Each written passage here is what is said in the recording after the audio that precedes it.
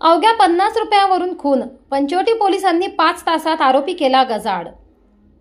पगारामध्ये 50 रुपये जास्त असल्याच्या किरकोळ कारणावरून नाशिकच्या पंचवटी परिसरामध्ये एका परप्रांतीय इसमाचा खून झाल्याने एकच खळबळ उडाली होती.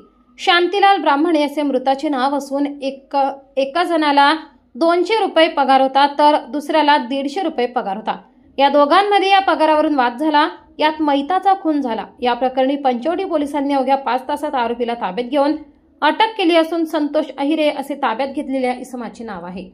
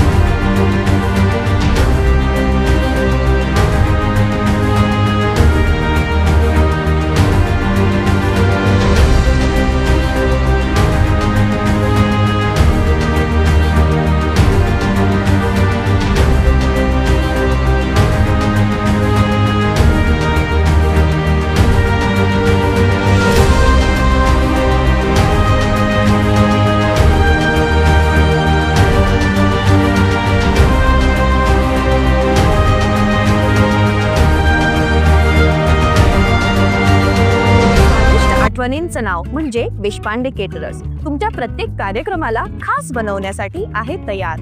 मग तो कार्यक्रम 50 लोकांचा असो किंवा 10,000 लोकांचा, पोट आणि दिल खुश ठेवणं ही आमची जबाबदारी.